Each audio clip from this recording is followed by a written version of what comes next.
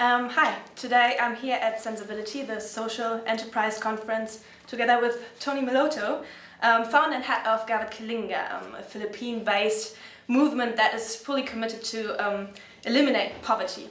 Tony, what is your first impression of the conference so far? The Sensability Conference is very refreshing for a man my age. It just shows to me that young people are coming together to really build a kinder, fairer, and a safer world together. But what it affirms to me is that you're not too young to start your social enterprise. But I also wanted to perhaps make a statement that while my generation caused a lot of the problems of the world, we're not too old also to make a difference. So I'm just sorry that my presence increased the average age of participants to 26. No. But I guess I need also this break to see that this wind of change is sweeping young people across the globe. And so I'm just happy to be here, to be refreshed. Great, and we are happy that we have you here.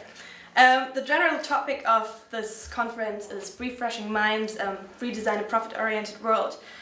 Social businesses come up with ideas to change this kind of orientation. What is your contribution to this kind of change? Well, I've lived with a profit-oriented world for most of my life, since graduating with an economics degree, working for a big multinational company.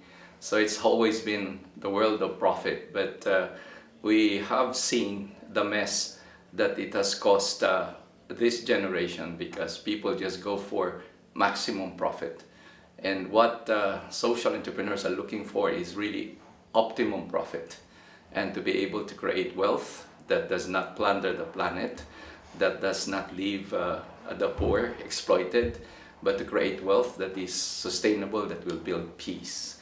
And this is what I've tried to do also in my country, the Philippines, which is now, according to Bloomberg, the second fastest growing economy in the world, next to China. And so it's important for us to also learn from this conference insights from German corporations and also aspirations of young Germans, so that we can also learn from the good things that you have done and also avoid the mistakes of Germans. So, but my goal is to really build a partnership with young European entrepreneurs for them to enter the Asian market, because more than half of the world's market now is Asia. So how do you think people could be motivated to join the social movement and to lead the profit-oriented world into another direction? Well, the way to do it is that, one is that if they become social entrepreneurs, it will mean that the world will be better for them in the future than what it is today.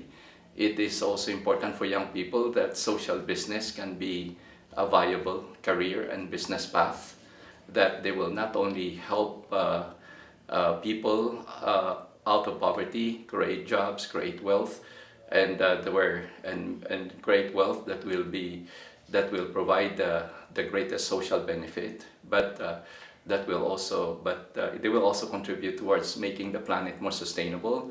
And I do believe that it's social entrepreneurs that will really bridge continents, bridge cultures, and help people transcend whatever differences and rivalries they have. So our goal is to be able to attend Sensability and many other conferences here in Europe, so that we can learn also how young people now want to build a better future, and that we need to realize that what happens in Europe is important to us in Asia, but it's important for Europeans to know that what happens in the Philippines is important to Germans as well.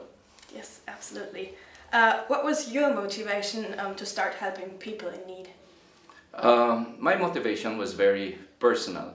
I was a father at the age of 35. I had done my bit after college doing the corporate world and creating wealth for myself and for my family, I came to realize that my children and my grandchildren will not inherit a planet that will provide them safety, quality of life, if we neglect to really address the pressing problems that we face in climate change, with extreme poverty in many countries.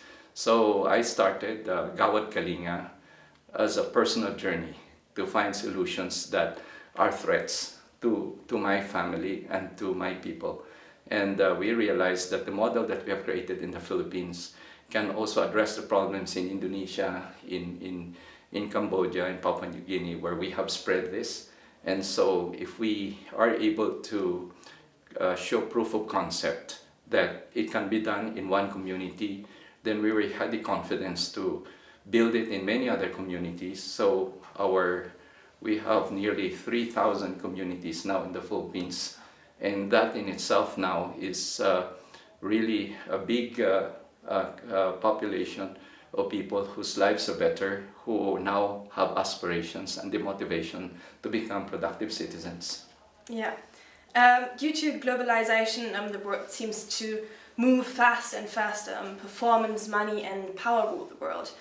The gap between rich and poor gets wider and wider. So what, in your opinion, needs to be done to limit this movement? Well, we just simply have to do more good. We just simply make it more attractive for young people to become social entrepreneurs. We simply have to show that products by social entrepreneurs can be as good as the mainstream products of multinationals. We have to really show that even the poor, if we provide them the access to the best training, access to knowledge, access to technology, to capital, to market, that they have their own genius and their competencies. So it's important for us to really create many platforms around the world where rich and poor come together as partners in building a better life for everyone. Yeah. Thank you so much for the interview, and have a nice time at the conference. Thank you for the privilege to be part of this conference, and I'm really inspired that it was initiated and it is organized and now run by the students themselves. And that, to me, is very refreshing, because what I see here are not just competencies that are built in the classroom, but leadership, that is applied. Thank you.